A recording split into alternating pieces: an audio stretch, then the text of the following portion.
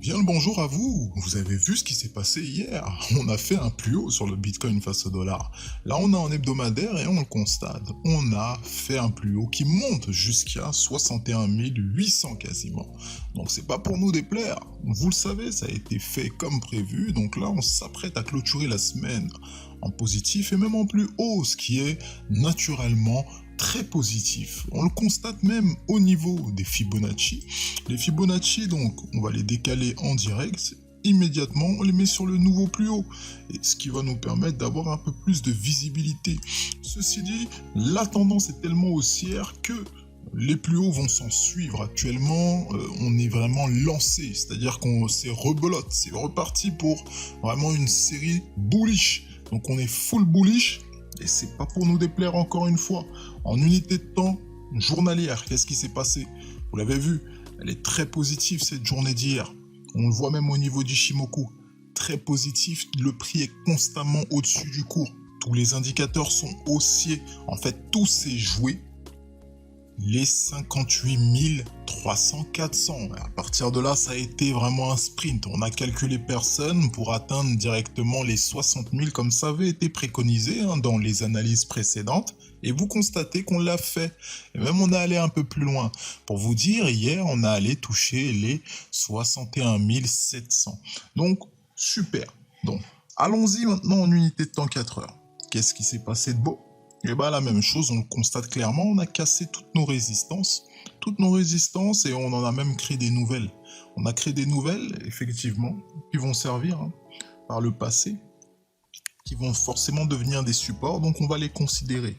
Rien ne se fait en ligne droite, donc c'est toujours important d'avoir des bons niveaux précis. Donc pour l'unité de temps 4 heures, ceci est dit. Mais l'unité de temps 1 heure également le montre beaucoup plus précisément que, effectivement, c'était quand? Allez. À partir du moment où on avait cassé ce nuage, encore une fois, on avait fait un rebond dessus, ça pouvait être considéré comme un signal supplémentaire pour ceux qui n'ont pas forcément la possibilité de lire les figures chartistes en unité de temps inférieure pour trouver des points d'entrée optimaux. Vous pouvez très bien vous reposer sur les rebonds de indicateurs assez parlants, assez dynamiques, comme Ishimoku qui nous l'a montré. On est donc monté, on a rebondi, on a percé effectivement toutes ces résistances. Donc là, actuellement, l'idée du jour, ça serait quoi? Ça serait soit de poursuivre pour faire un nouveau plus haut, ou bien, entendu, de retourner sur les supports qui ont été créés précédemment. Donc pour ce qui est de l'Ethereum également, on a eu pas mal de bons comportements, notamment pour ce qui est d'une reprise haussière. Vous savez, on était dans une grande respiration au niveau de l'Ethereum. Et ce qui s'est passé, c'est que c'est reparti. C'est reparti vers la hausse. C'est-à-dire qu'on a cassé effectivement cette droite de tendance qu'on peut dessiner juste ici. On l'a cassé dans un premier temps. Et ce qui nous a amené vers quoi? Ce qui nous a amené vers la reprise de la hausse. Et ça a été immédiat, c'est-à-dire que expéditif, ça n'a attendu personne. Il fallait être dans le train. Ce qui fait que là, actuellement, on se rapproche progressivement des 2000.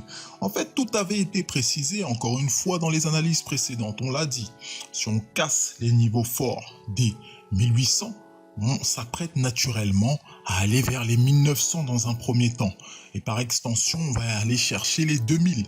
C'est exactement ce qui tente de se passer actuellement pour aujourd'hui. Donc on a des niveaux qui vont servir de support, à savoir le niveau précis des 1860, mais par extension, on a aussi des niveaux supérieurs qui nous attendent, à savoir celui des 1850.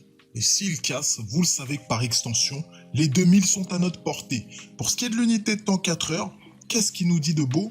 Le graphique, il nous dit tout simplement que depuis 4 heures, là on a des phases, une phase de respiration après cette grande hausse d'hier.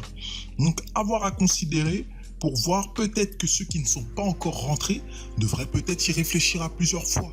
Y réfléchir à plusieurs fois pour attendre peut-être soit un rebond optimal ou bien attendre d'arriver progressivement au niveau des 1900 ou 1950 pour ensuite essayer de charger parce qu'on va forcément essayer d'aller chercher les 2000. Donc là, c'est à votre portée. Pour continuer, essayons d'aller voir en unité de temps journalière. Comme sur le Bitcoin, on a eu effectivement une journée haussière, une journée très haussière d'ailleurs, qui a rattrapé l'ensemble des journées précédentes. Vous voyez, la journée d'hier a rattrapé quasiment les 3 dernières journées. En fait, elle a fait l'amplitude de ces 3 à la fois, c'est-à-dire qu'elle les a avalées. Donc c'est un signal chartiste également fort qui prouve que la hausse là veut se faire sentir. Pour ce qui est de l'Ethereum, vous pouvez pas le manquer.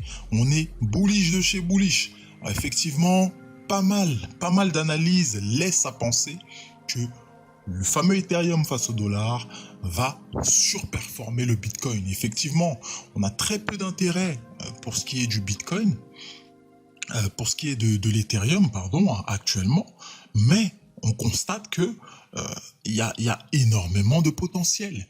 Donc, à réfléchir et à surveiller. Parce que dans les prochains mois, notamment avec la fameuse alt season que tout le monde attend, eh ben, il y aura des surperformances au niveau des actifs prédéfinis. Donc, on vous souhaite actuellement de bien mettre en œuvre toutes ces analyses, de bien en prendre soin. Effectivement, les niveaux sont placés. Maîtrisez l'ensemble de vos finances, de vos positions, et on vous souhaite de bons trades. À la prochaine. Bye bye.